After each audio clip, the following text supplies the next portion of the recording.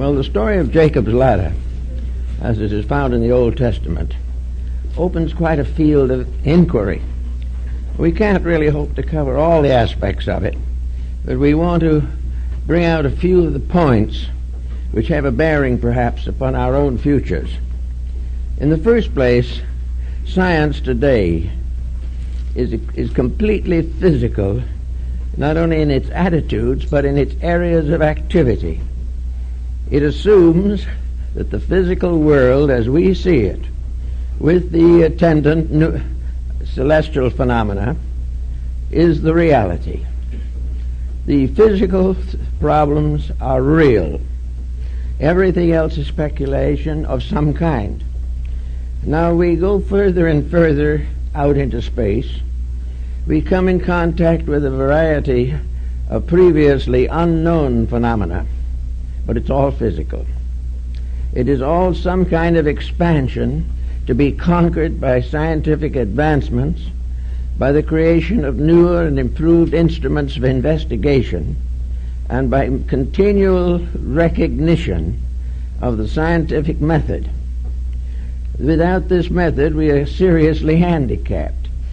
Now, in anthropology, we are having a little trouble now with method, too, because the Darwinian theory is falling apart, and no one knows what to put in its place. But regardless of what we do, we are working in physical matter, with physical instruments, surrounded by something we don't understand. To the material scientist, the physical existence extends to the ultimate, absolute extremity of conditioned existence. It goes on and on and on, beyond all the solar systems and all the nebulae that we can possibly imagine. But everything is physical. It is all to be estimated by the vision of the beholder, supported by scientific equipment. So here we have a rather interesting problem. We'll take a chart, for instance. Supposing we have a picture that a scientist takes of the solar system. We have numerous such pictures. They have them in all the observatories and planetariums and all these places.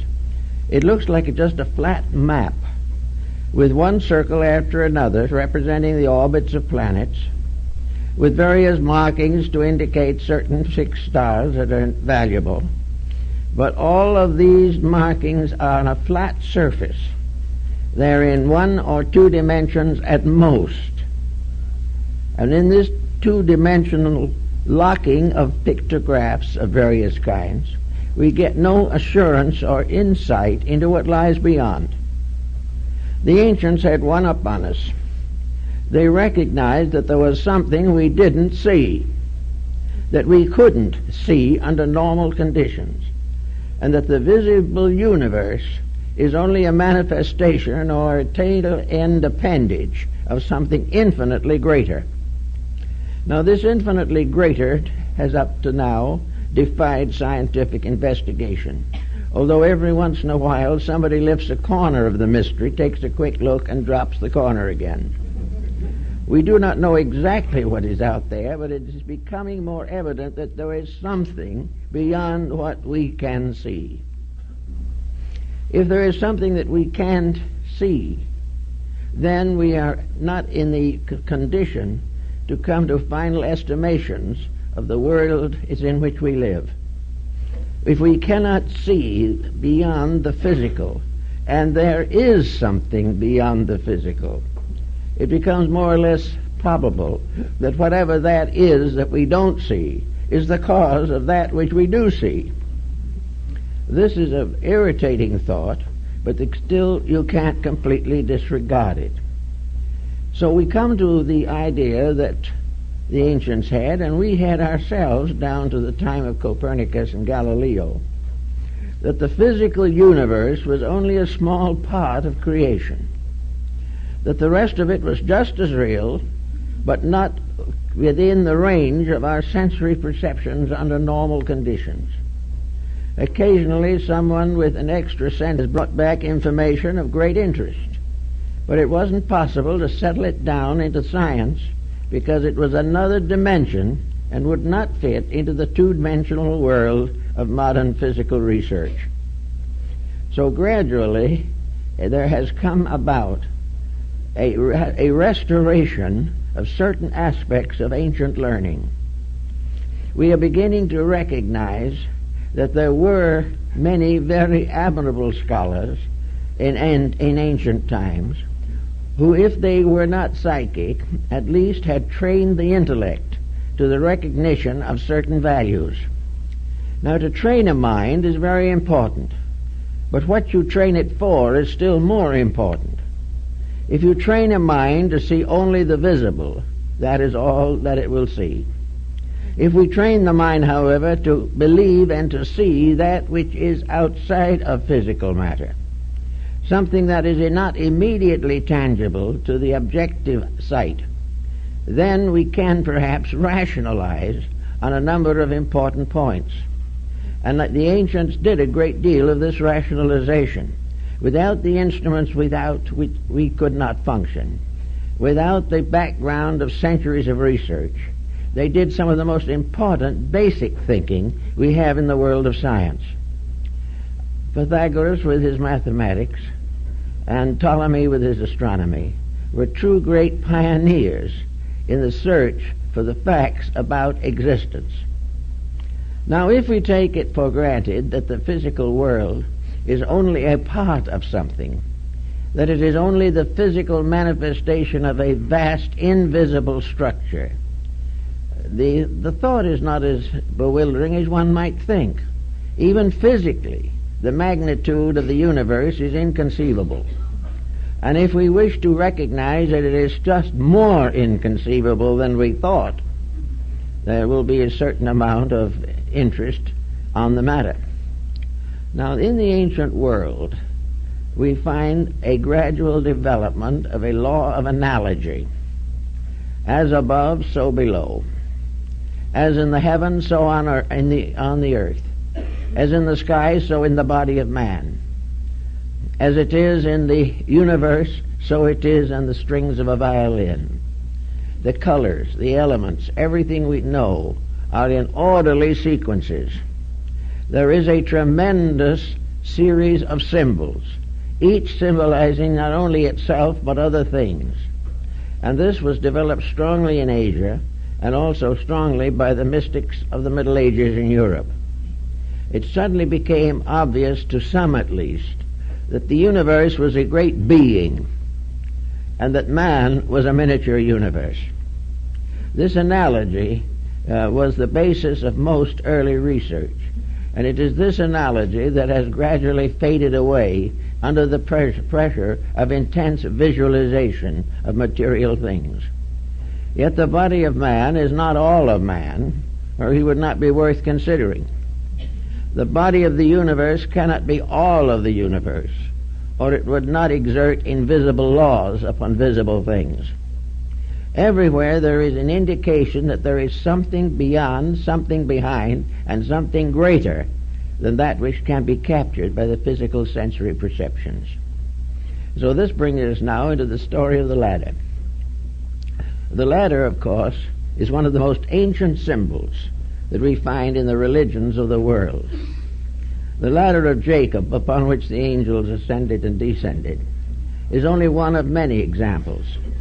The same concept as that occurs in the Revelation of John, where we find suddenly the universe stratified into various levels, layers. We remember the night journey of Mohammed to heaven from the rock Moriah, where he goes through the orbits of the 7 planets, and they become the steps of the ladder. We find Ishtar descending through the 7 gates to rescue Amos, the divine in man. We find in the mystics of the Middle Ages, the Rosicrucians, the alchemists, the Kabbalists, always a strange and wonderful story about this septenary mystery of life. We find it even in Homer's Odyssey. We find it in China, in India, in Greece, in Egypt, in Persia. We find it everywhere. This mysterious idea, the layers of which are the steps of a gigantic ladder. Now this ladder, if we are to believe Hermes, the great Egyptian mystic, the thaumaturgist, of whose life nothing is known. But anyway, in his emerald tablet, Hermes declares that the above is like the below, the superior is like the inferior, the lesser is like the greater is like the lesser. All things follow one immense pattern, and if anyone can break the mystery of that pattern in any one point, any one level, he has the key to the whole mystery. So for centuries men sought this key. Some believed they found it. There are many strange records of such discoveries. But gradually the majority of human beings became discouraged, disillusioned, locked within the band of sensory materialism. They gradually came in the end to a blind mystery. They could go so far and no further, and that which they sought faded away into the unknown. So to save themselves from the continual frustration on this level, most thinkers have finally decided to accept the physical universe as the great mystery and spend the ages now and to come trying to solve step by step the chemistry, the mathematics, the electronics of the universe. Now, in this particular point, we have two very great texts to work with. We have a realization of this in the complete miniature of life, which we call the human being. It has always been held in mysticism that the human being was a miniature of life, that anyone who could completely solve man could solve all other things. But at the moment, no one really seems to be that interested in solving man. The great purpose today is to fit man into the economic empire which we have created in this world. It is not what a man is that counts now. It's what he's worth by the hour. It is not really an effort to unfold the mystery of the internal of the human being, but merely to find remedies for his external ailments and to do what we could to extend his material existence. All of these things were secondary, but they became primary as individuals were disappointed one after another when they tried to explore the invisible causes of life.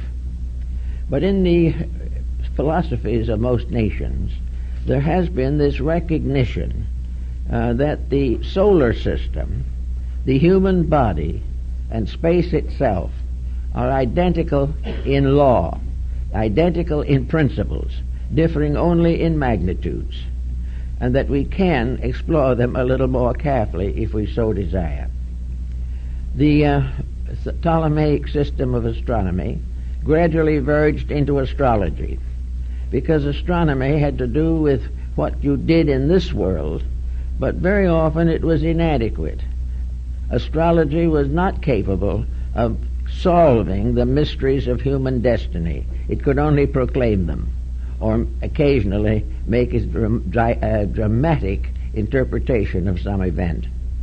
But actually, the astrology of the ancients was a form of psychology.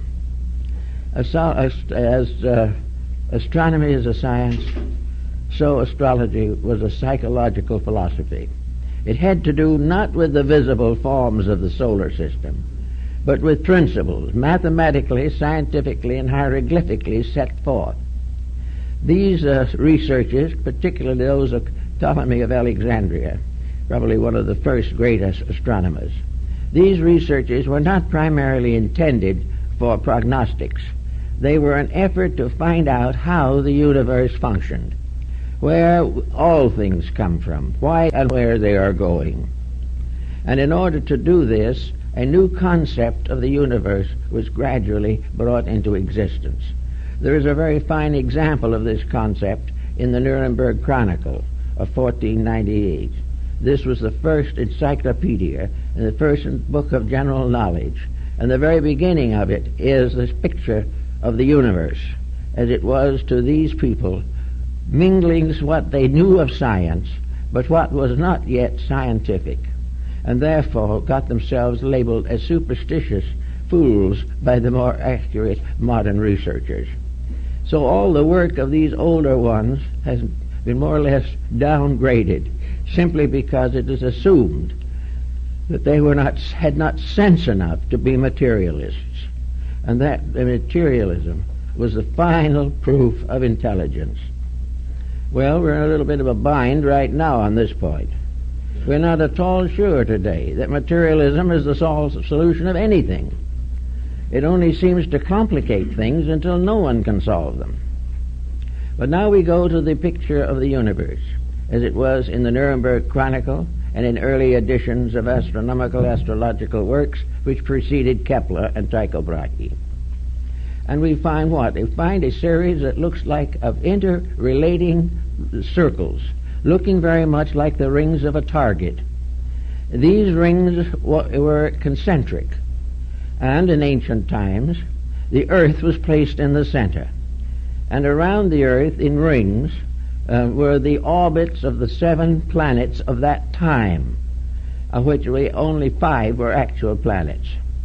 The Chinese had somewhat similar designs, but preferred to use squares and triangles. But this target-like solar system was the Placidian system of ancient days. It began on the face of the earth, and a ladder ascended from the surface of the earth to the extremity of the solar system, which to these people was the planet orb of Saturn. Above Saturn they had the Empyreum, bordered on the inner side the world of the heavenly realms and regions, the abodes of deity. Therefore there were these 7 rings, concentric circles, ascending in order from the face of the earth, through the orbits of the moon, and then Mercury, then Venus, then the Sun, then Mars, then Jupiter, and finally Saturn. This was the target-like design, which for hundreds of years completely satisfied the needs of a world devoted to inward growth rather than to scientific complications. Now this target-like device, with its various rings, inspired a number of useful discoveries. Apparently it impelled Pythagoras to discover the octave, or the mystery of musical harmony. It permitted him also to discover the principal chords, and by stretching a thread or cord from the face of the earth to the upper end of the orbit of Saturn, he created a cosmic musical instrument. This has been reproduced in design and with diagrams of many values by Robert Fludd, the English Rosicrucian of the 17th century. Also, Fludd then took this design and laid it on the human body and came to the conclusion that the 7-fold division of Pythagoras was equally applicable to the physical structure of the human being, not only his composition, but his actual physical body. Little by little, therefore, this septenary system took over as a means of discovering the essential pattern behind life, to find out, if possible, what was good and what was evil, what was real, what was unreal, what was honorable, what was false. All these things were involved in the 7 deadly sins, the 7 cardinal virtues, one of which in each case was attributed to the planets. So they made a kind of moral universe by bringing all the moralities of life into the planetary structure. They also divided it into areas for continents. They divided the oceans from the land. They created the octave and set up the frets to discover the upper and lower octaves of music. They created a scale of sound, a palette of 7 colors. They developed all types of septenaries, and these septenaries are still more or less valuable. They knew the 7 senses. They also knew the 7 psychic powers of the human being. Everything was developed from a grand diagram. And when that diagram came down to us as on a flat sheet of paper, with the orbits of the planets and the elements indicated, and the empyreum or the divine realms above, the modern astronomer looked at it for a moment and said, it's rubbish. It's not the way solar is at all. This isn't it. This is pure fiction. Well, it may not be fiction, for the reason that reality may not be physical. And no matter how far we go, or how many planets or parts of the universe we discover, we may not have the answer. So instead of ridiculing this old idea, some have taken it and created from it formulas for the reconstruction of life. Now, we know that the ancient mysteries were the sacred institutions of knowledge. They were the universities. They were the gymnasium of education. They were all things to those who sought to know. So these ancient institutions accepted disciples into their structure by a system of rites or tests called initiations. And now in most cases, these initiations were 7 in number, and they advanced from the material to the most abstract. They formed the rungs of a ladder of growth, a ladder of unfolding internal potentials. The disciple ascended the ladder by overcoming the negative attributes of each of the 7 planets. He learned how to use knowledge and not abuse it. He learned to understand the difference between love and lust. He also sought to understand the difference between education and knowledge. These things gradually developed in many countries. In Babylonia, the goddess Ishtar descends through the 7 gates to rescue the dying Attis or Adonis. The 7 different levels, like Muhammad, climbing the 7 rungs that fell from the sky, which led him up to the uppermost, and at each of the 7 gates was one of the 7 patriarchs of the Old Testament. But when he came to the 7th gate, so strangely enough, in a Muslim book, the guardian of that gate was Christ.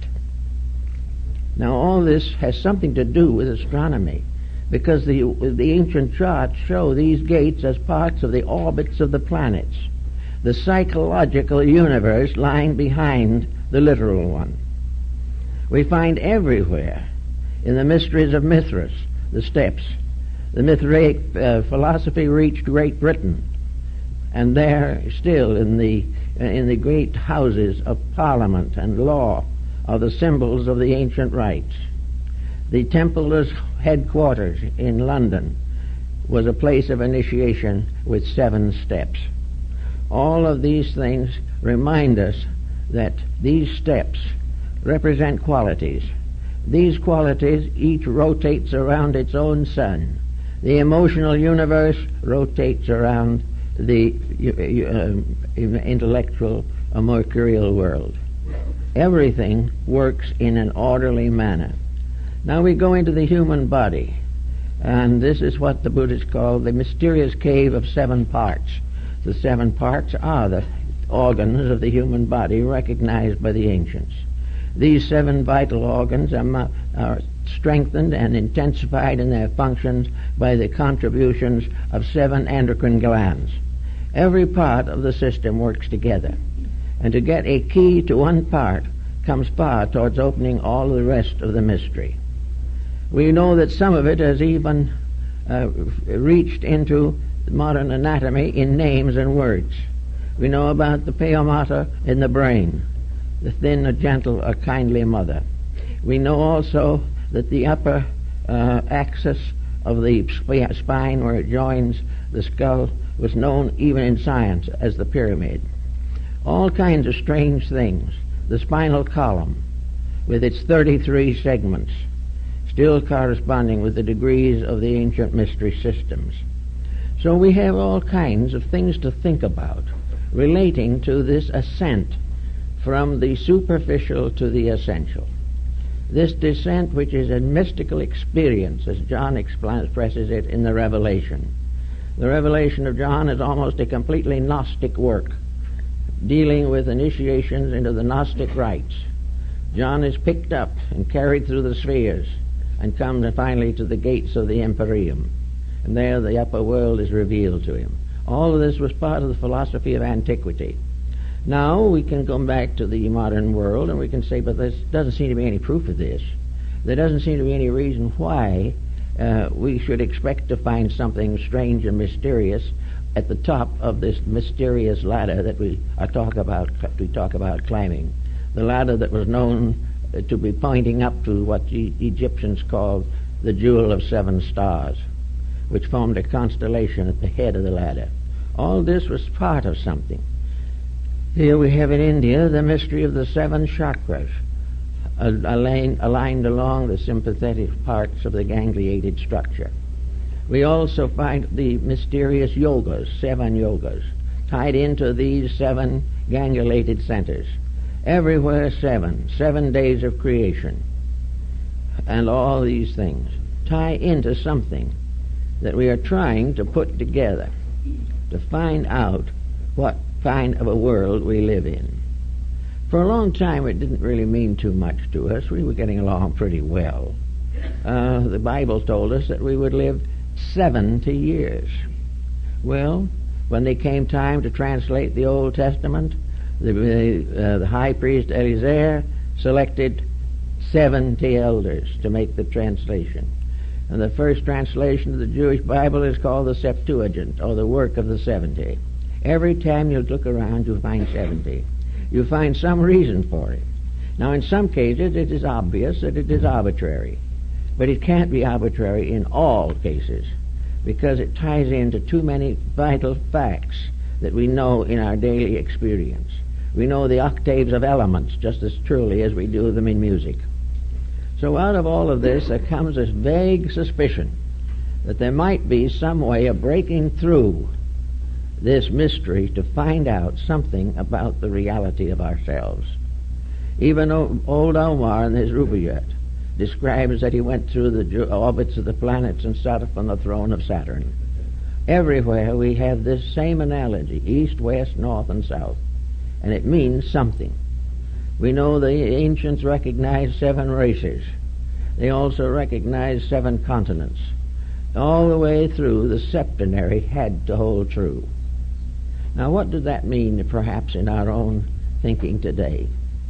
Suppose we assume that the individual himself has a septenary of faculties, that he has various levels of insights, that he has various ways of measuring things, and that all these, except the visible faculties, are invisible. That somewhere there must be an answer. It is not possible to assume religiously that this creation is without a cause. And it is not possible scientifically to prove with any degree of inclusiveness that everything that exists is merely an accident, that things just happened. Things don't just happen, because there are too many evidences every day that things happen according to rules. And today there are many, many people who have experienced what we would commonly call miracles, simply because they intuitively kept the facts of life straight, whereas somebody else had mixed it up for themselves. So we have this problem of trying to understand the rights of the mysteries, how to penetrate into this structure and see why it answers all questions if we find out the key to them. Now, the key, it begins with a very simple point. It begins with the earth. The earth is the foundation upon which the ladder rests. And in man, the physical body is the foundation upon which the ladder of his spinal cord and column rests. It is also true that this physical situation that we have is the beginning of something, that all through the universe there is an interplay of various forces and factors. The other planets of the solar system certainly have mutual influence on each other. Therefore, the whole universe is one tightly tied bundle of processes. There is nothing accidental, incidental, or unimportant in this process. It is a complete integration of purposes. Now, for man, what is the purpose? Why is he settled here? Why is he in the problems he's in today? And why are these problems being pressed upon him to the point of his final solution of them? The answer is that man is here, like everything else in the universe, to grow. There is a purpose for him. The life of man is not merely a brief interlude between the cradle and the grave. The individual, by being born, living, and finally casting off this body, is not merely an accident of nature. It is not simply something that happens. And this is equally true when you study the cross-section of the eye of a fly. A magnificent mathematical pattern. That pattern is not an accident. Procreation is not an accident.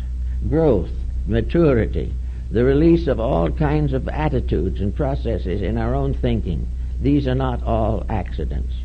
The main problem, the greatest cause of accidents probably that we have, is that we have been gradually trained to ignore the testimonies that would lead us in the direction of truth. We are trained to be materialistic. If we do not believe that life is a vast futility, we are out of harmony with contemporary thinking. All other idealists are therefore merely dreamers, hoping, fearing, wondering. But the facts are that the physical universe alone is real. This is no longer tenable. We can't do it and face the national problems we have.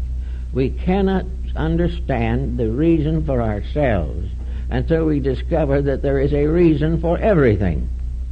We cannot solve the problems of government until we fit them into the great septenary pattern of existence. The final 7 laws that govern life must be adapted to the 7 rules which govern a nation or a community or finally the individual himself. All these things are part of an inflexible design. To ignore it is simply to suffer. It could give us answers, but if we do not search for those answers, we are simply victims of what we like to call accidents. There are no accidents.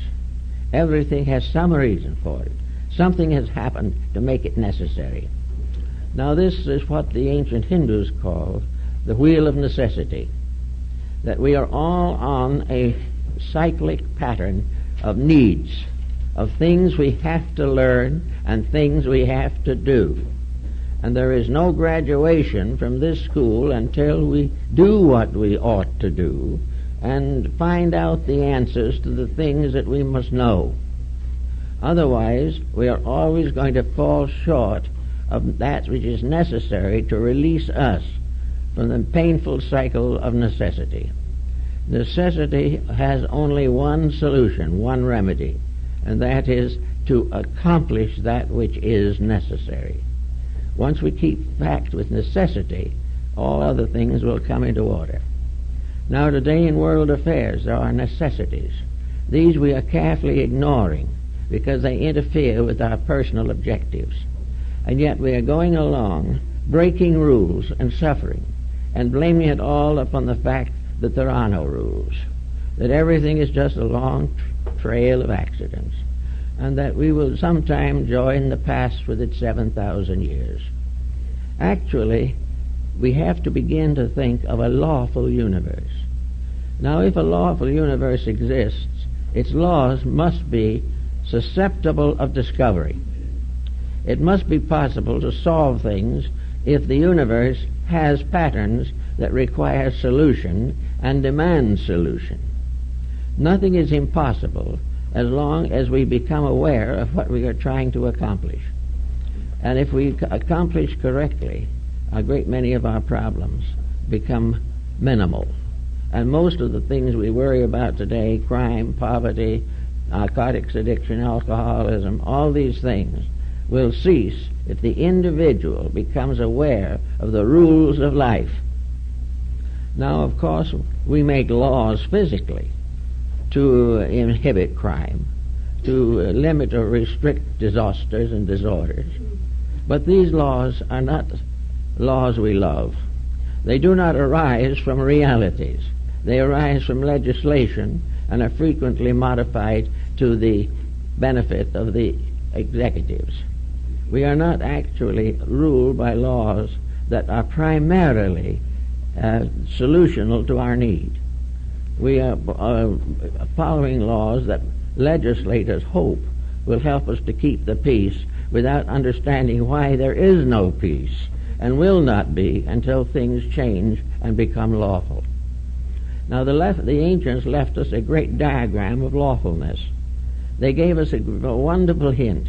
Lord Bacon advanced this, that by assuming definitely that there was a universal intelligence at the source of all things, yet he held some reputation as a scientist, and he proved conclusively that an individual could work definitely and deeply with physics, mathematics, chemistry, and other sciences, and still be a good child of the Church of England. The actual answers that we need do not interfere with our effectiveness. They simply make this effectiveness real and permanent. They contribute to the solution of things for which we are all seeking some kind of useful answers. So here we are with a universe so built that it is capable of being understood. And we are here to make what some of the ancient peoples called a pilgrimage. Now the pilgrimage is an ascent through the rungs of the ladder. A pilgrimage is a pattern of growth. It is a pattern of realities. And in Japan and China, the Buddhists make pilgrimages. These pilgrimages are for refreshment, and they are journeys from one sacred place to another, with the understanding that through the inward contemplation of the journey, the individual becomes aware of the eternal journey within himself, which must finally bring him home. As we find also in Homer's definition of the journeys of Ulysses, where he says the great hero of Troy set sail again for his own far distant native land. Well, this far distant native land is in a sense the new world, a new world of peace and order and integrities, based upon a fact that there are reasons that we are not required to do what other things do, because we can see what they do, but we cannot see what we do. We are not expected to take everything on credit. In fact, I think the scientist is more gullible in these respects than the average theologian. The scientist believes anything that another scientist says, whereas the theologian believes only the sayings of his own theology. So he doubts something. But the more conservative attitude at the moment is to try to break through to something.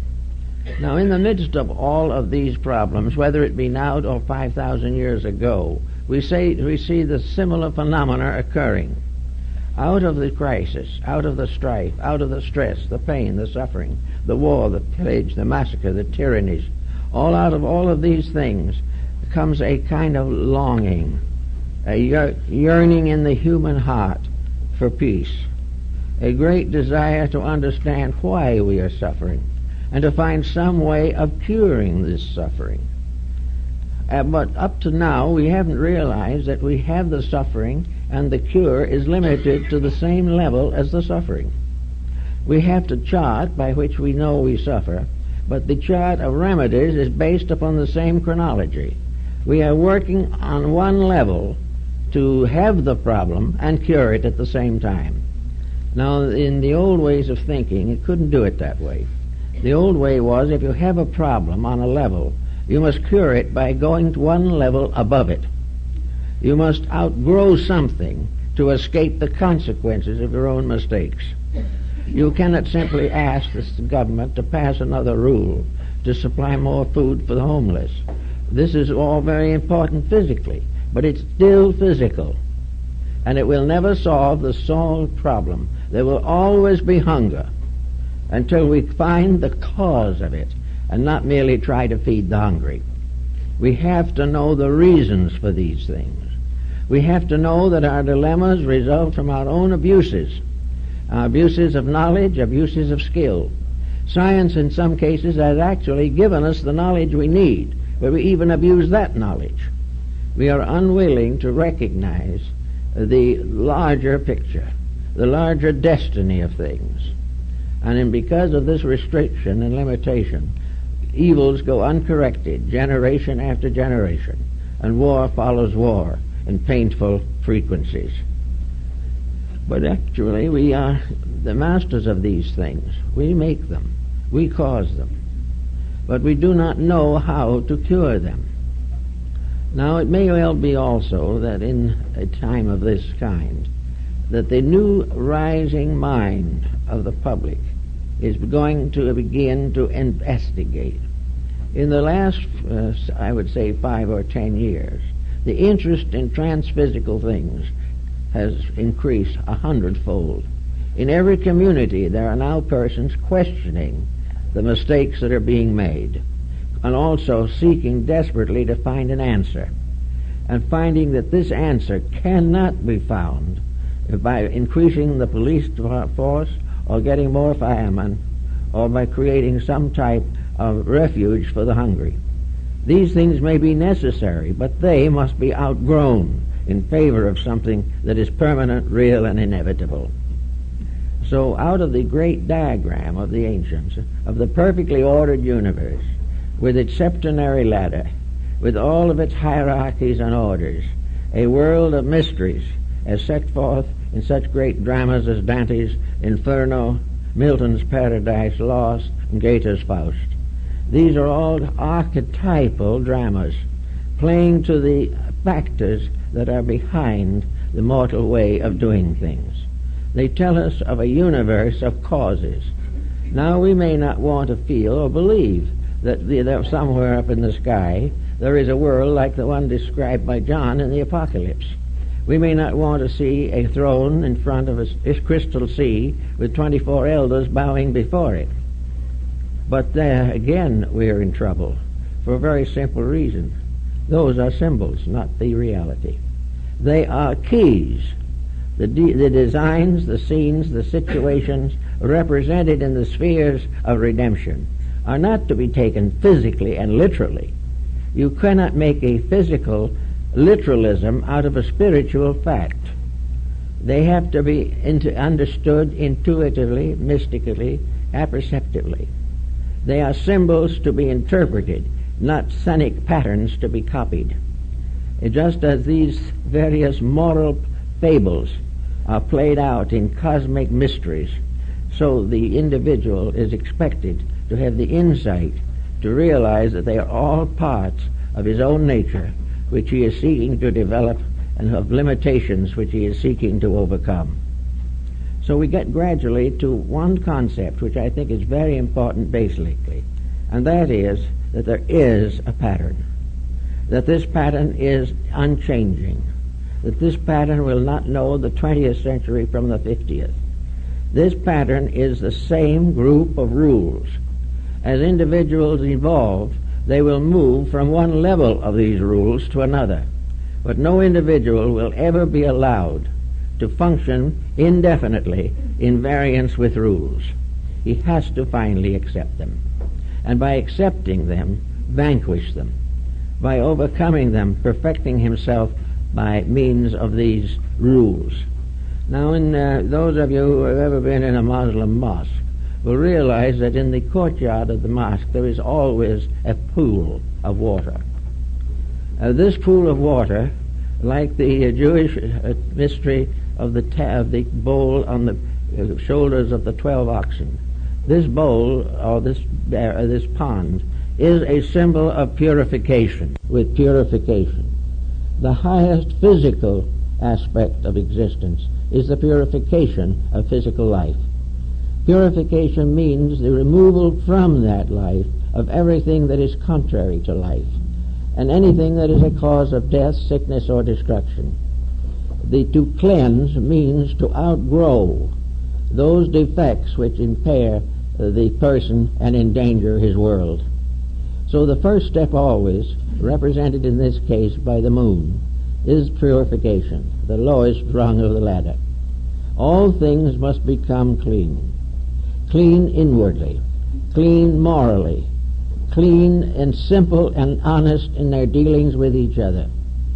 Purity in this case means overcoming ulterior motives, overcoming all of the negative criticisms and evil thoughts which offend the law as well as our neighbor, and also to realize that this is the first step and that no one can take the second step until he passes the first one.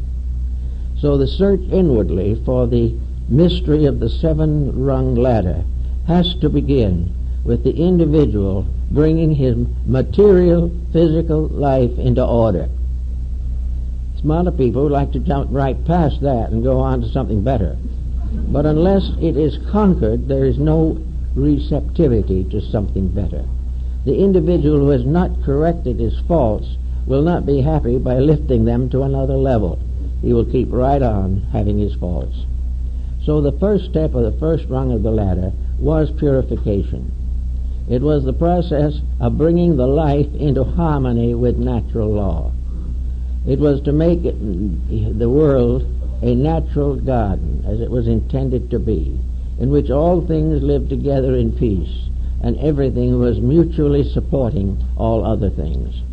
This land of personal purification is a matter of quite a little serious thought for most people. One of the best ways is to sit down, figure out what your most obvious failings are, and then dividing them up, make a little slip of paper and say, I have a rather quick temper. I'm not very patient. So for the next 30 days, I will work with patience. I will try to discover why I am impatient, and I will also discover why I am punished for impatience. If I am sufficiently impatient, I will have nervous ailments. If it gets too bad, I may have to go to a counselor. If it still gets even worse, it'll break my home. All these things will have to be taken into consideration. But there is no cure except to change, to grow up into a realization of the value. To fight yourself into a control is no good, unless inwardly your consciousness supports that control. It is of no value to you or anything that you are doing. There is no way of getting away except by correcting the fault. Correcting it because we want to grow, not because the fault is a delightful thing we would like to enjoy whenever the occasion arises.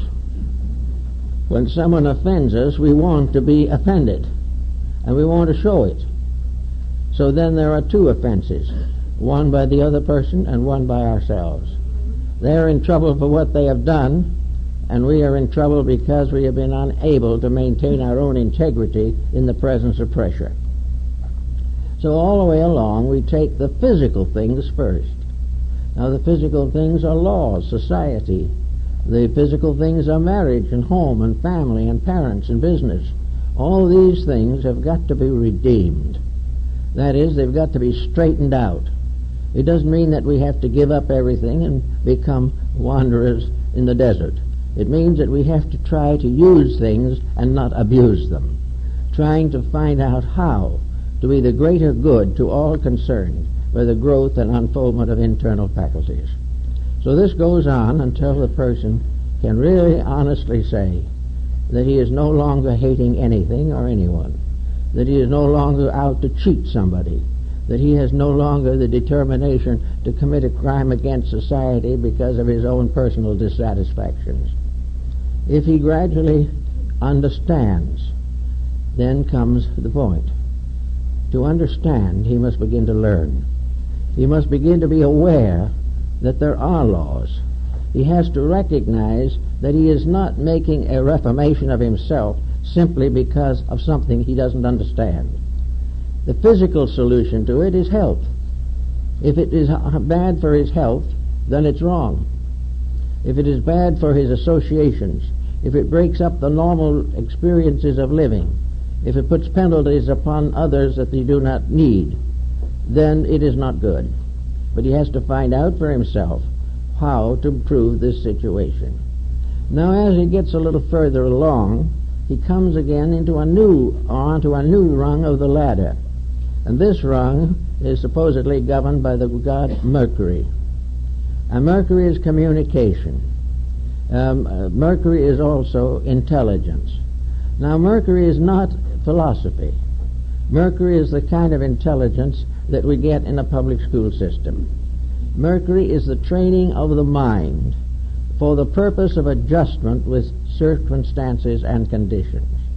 So we come now to the second rung of the ladder, and that is education. Education must become the source of certainties for us. Education must help us to have strength to make the changes that we need to make in order to accomplish the goals which we are presumed to accomplish. Therefore, education must lead us to idealism and not to materialism.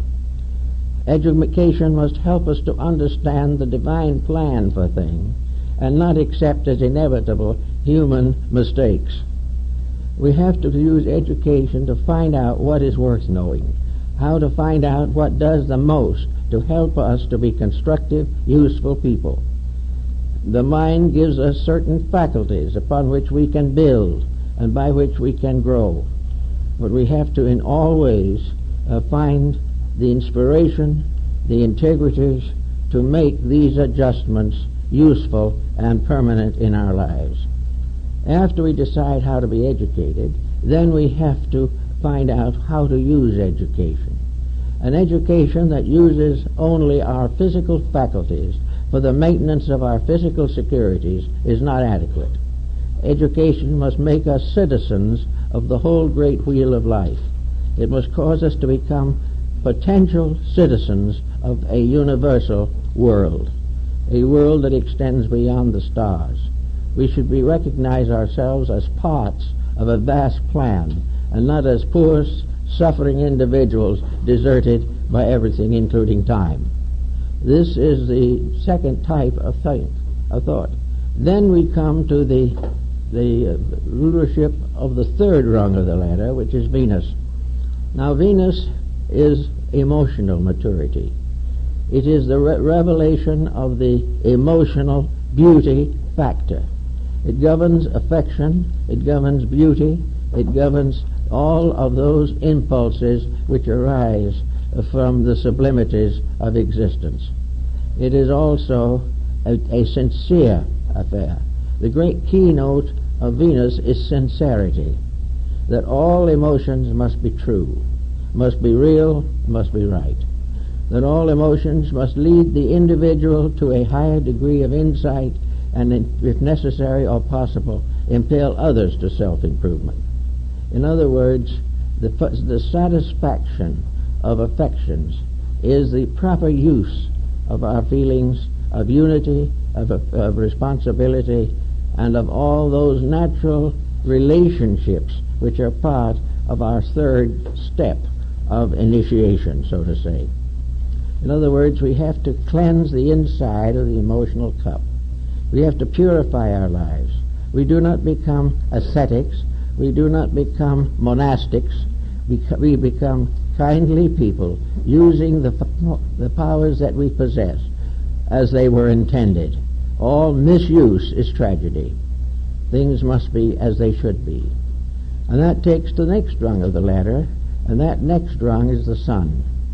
Of course, the ancients considered the sun to be a planet. This was not true, but for their analogy of the purpose they were working with, it was suitable until other planets were discovered.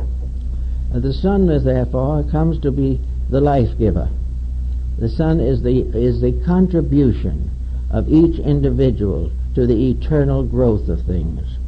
It is the problem of bringing life and light to others.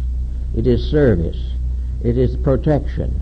It is the necessary sacrifice of self-interest for the good of all things. The Egyptian pharaoh Akhenaten worshipped or venerated the divine power in the form of a sunball. Each of the rays of the sun ending in a human hand, these hands intended to lift up the holy, lift up the sad, lift up the imperfect, and to rescue all life from the restrictions of ambition and things of this nature. Therefore, it was the problem of the sun that the individual becomes a sun on this level of integration, and therefore must give his light to the whole world, and must never in any way fail to share those good values which he has, as light of morality, light of integrity, light of comfort, consolation, and pity. All these things belong to the sharing of life one with another. After this has been more or less well accomplished, we pass to Mars, and this is one that most people will have a great trouble with. It is high on the level of initiation rites, because it would be impossible to accomplish it without considerable previous growth. But Mars is competition. Mars is mutual destruction for profit. Mars is the desperate effort to overwhelm, overcome, or dominate something. Now in nations this causes war after war, and is one of the most destructive factors there is in human life. But most always also it is a symbol of domination in little things. Domination in a home, domination in business, domination in the community, even domination in theology. All domination, all effort to bind by force others to slavery to us or our purposes, our ambitions, the sacrifice of the life of the child in order that the child may fulfill our ambitions. All of these things come under Mars. Mars is a more or less active, somewhat destructive force, but it is also the basis of courage. It is the basis of willingness to sacrifice self for the common good. It is sometimes the sign of the martyr, but it is always the sign constructively of the struggle for peace, the continuance of the determination to do what is right, even in the midst of great adversity. So Mars gives us the inspiration or the identity which makes it possible for us to fight the good fight, which is the fight against darkness, the fight against ignorance, the fight against death, but not the fight against man or the law. And the peace comes at the end of this kind of struggle, because understanding and insight become stronger than strife. And until our understanding is stronger than strife, there will be no peace in the world. That takes us to the next problem, and that is Jupiter. Now Jupiter, of course, was the father, or Zeus was the father of the gods. Zeus has come down to us in our thinking as the symbol of great intellectual maturity. Zeus is judgment. It is also the basis of all higher philosophical dedications. Zeus is the righteous ruler, but Zeus is also a symbol of that ruler which is the part of ourselves. Gradually we have gotten ourselves away from the domination of faculties, sensory perceptions, and the lower parts of consciousness. We come finally to Jupiter. Jupiter is the symbol of a strange kind of majority. Jupiter is the worldly wise. It knows all things that are necessary to know, except that it will never be able to solve the mystery of itself. Jupiter, therefore, is a wisdom in which worldly wisdom has been blended with divine wisdom. And if this blending is proper and complete, then Jupiter becomes the symbol of the philosophic elect. A philosophical person is not one who knows more than his neighbor, but one who lives better than his neighbor and helps, if possible, to bring his neighbor into peace. Now Jupiter also points out that there will always be leadership of some kind in this world, that no matter what we do, no time will come when everyone is exactly the same. And in the interim by which we must climb this ladder, there will be many times in which leadership becomes important. And therefore the great problem arises in the name of the Jupiterian leadership. The Jupiterian leader, no matter how much power it has, will never abuse that power in any way. The Jupiterian leader will never fail to work first of all for the good of the led, for those he leads. The Jupiterian leader also has a deep religious insight. No good leader can be an atheist. He cannot hope to solve the people's problems unless in his own heart he has blended the intellect and the spiritual faculties of the human constitution. The leader must therefore be enlightened. and an enlightened leader is one above any action which is not honorable. The leader responsibility is heavy, and instead of using leadership as a symbol of opportunity to exploit, really leadership is the privilege of service. It is the privilege of doing things for other people to make life better for them and for the world in which they live. The unselfish leadership is the highest aspect, and therefore becomes the sixth level of the cycle. And then comes the last, Saturn. And Saturn was the ancient father who devoured all his own sons. It was a very interesting legendary behind Saturn. Saturn is a symbol of a very deep composure. Saturn is the final statement of a maturity blending inside spiritual enlightenment with material adjustments. Saturn is therefore the symbol of that balance which, when achieved, makes the individual almost indestructible. Saturn is that which has no longer any breakage with law. It has no longer any conflict with realities. Therefore, in the more common feelings of astrology, Saturn is the bestower of long life. This means simply that it has reached the point where it does not cause short life to itself. It has kept the rule. It has made the dedications. It has the profound attitudes and yet the simplicity and directness of revelation. So Saturn represents the truly wise person, the philosophic elect, the sage, the person who has lived the life and has now become the teacher of others. It is the religious symbol of leadership. It is the power to become the good shepherd and carry forward the labors of sharing wisdom. It is from the Saturn level that the great leaders of peoples should be chosen.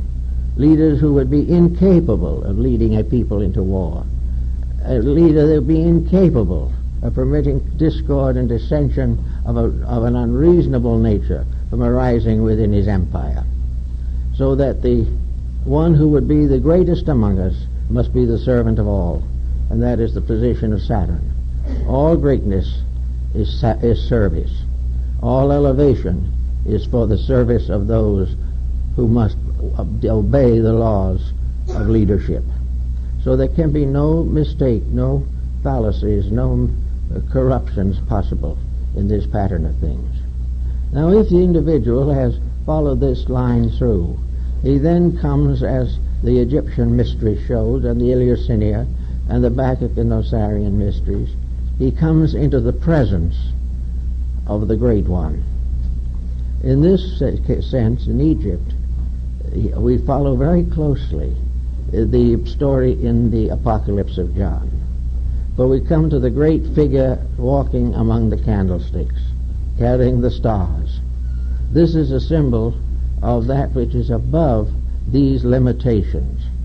This is a release in which the individual, having step by step overcome the impediments which he has placed upon himself or has permitted to society to place upon him through wrong education and wrong laws, that the individual comes into the presence of Osiris in Egypt and comes into the presence of the Lord with the stars and the candlesticks. And in every religion there is some, whether it is Shangti in China or whether it is Mahavairocana in Buddhist Japan, all of these symbols represent coming face to face with the truth, coming face to face with the thing that is as it is. I am that I am. And this tremendous experience was represented in the mysteries by the psychostatia, or the weighing of the soul. Here it was that, having passed all tests and obligations, having fulfilled the discipleships of the mystery rites, having learned all that was possible to be taught by illumined and initiated teachers, the individual comes straight into the presence of that which is his own destiny. Now, if this occurs and the individual reaches the highest degree of initiation, physically, he becomes an arhat, or a lohan, or an adept in the terminology of different religions. He then becomes one who knows. Now, as one who knows, the very fact of knowledge brings with it the first great burden that knowledge must bear. But now that he knows, he must give and share knowledge. He must go forth in the name of knowledge and in the name of service to become a depending force in the development of other people. He must become a part of the hierarchy, or the order of leadership, which is behind the administration of universal law on the physical plane. Because the laws themselves are not physical, it is only an individual who has transcended the physical in his own life and has become the arhat, who is capable of interpreting something above the physical for the needs of those who are still bound by the physical. Again, it is a problem of proper instruction, and the adept, having received that instruction, is capable of sharing it. So little by little, the journey upward brings the creation to the adoration of the creating power. It stands in the presence of the infinite, and in this path, standing forth in its eternity, the creation, from the smallest to the greatest part, from the smallest gnat in the sunbeam to the vastest of all universal systems. All these things are parts of the unfoldment of one tremendous principle. And this principle is the gradual unfoldment of the infinite through the finite, and the gradual victory of the infinite over the finite, and the final union again of the finite and the infinite in an eternal bond of identity. All of this makes a very interesting and illuminating series of discoveries, which we have to make as we can, little by little. But the Buddha said on one occasion that the longest journey begins with a single step. And this is more or less the problem that we face. We are all of us on this journey, whether we know it or not. And we are going to be unhappy on the journey until we learn that it is the journey that can make us happy. But we have to make the first step. We have to make a dedication. We have to indicate by bringing a burnt offering to the altar of the Lord, as described in the tabernacle rites. We must bring a gift to the altar as a proof of sincerity. And the only gift that anyone can really give is himself. We have to therefore sacrifice the self-rulership in order to come under the heading of divine rulership. Now, self-rulership for most people is rulership by the ego, by the personal self, by the individuality, by one of the lesser powers of life. But when we lift this rulership from the personal equation, when we no longer say, I want this and I will do that, and we gradually find out the truth of these things, we then realize that this leadership is always vested finally in the pious part of our own natures. Now, as the various elements of the pattern of the 7 steps have unfolded in ourselves, we finally shift the leadership of our lives from the mind, from the ego, to the divine principle abiding always within ourselves. For just as surely as a supreme power fashions all things, so the spark of that supreme power has fashioned us and is finally the ruler of our lives. Therefore, the initiate ascending always finds in the end communion with the innermost, communion with that which is the divine within himself or herself, the rulership of that which was the source and cause, and the only answer to all the questions of life. There is only one reality in each of us, and that is the divine power. And each in his own way must pay homage to that power and each out of his own struggles, his own labors, and his own works must build a temple which is to be the dwelling place of that one power. So each individual is building his own sanctuary through purification, through discipline, through service, and through all those things which make life real. Now in our present day, looking around, doesn't look very much like this is getting along very well. There's nothing but problems, nothing but sorrows, nothing but difficulties. But I think we all notice, that in the last few years these difficulties are beginning to create legitimate questions. They are the first step in the realization that these difficulties can never cease until we cure them. We have been waiting for something else to cure them. We have been waiting for the angels to come down and take away our misfortunes. We have tried to escape through everything from cursing to praying, but the problems still remain. And they will remain until we recognize the real answer. We are worried about nuclear fission. We are worried about various types of restriction and limitation of growth. We are worried about the earth getting tired, of the petroleum resources going out. We don't know what to do with our waste and garbage. All these things are problems, and we are all a little bit dazed by them. But the reason we are dazed is very simple. We want to solve all these problems, and we need to, but we want to do it without making any change in our basic attitude toward life. We wish to remain highly competitive people. We wish to place wealth above every other consideration. We want to honor those who dishonor us. We want to do everything that we always have done without interference of law or order. We want to be happy, but we do not want to change. And yet our attitudes and our conducts are why we are unhappy. Now, there's supposed to be some kind of a scientific discovery coming along that will solve all this. I remember when there was great talk about the automobile that was going to solve and end forever cruelty to horses. Well, it didn't exactly work out as it was intended. But we are always in the presence of some kind of a repair. But we do not recognize that we cannot cure this physical problem from the level of the problem. We cannot cure war by simply fighting war. We cannot get war out of the physical world unless we do something to change the physical world, either in nature or in ourselves. We cannot get better without becoming a little bit more virtuous. So in this problem and struggle, we have to face that this mysterious circular diagram with the 7 circles represents not only the cycle of growth, but it represents the level of problems that have to be overcome one by one. But there can be no problem overcome unless the cause of it is outgrown.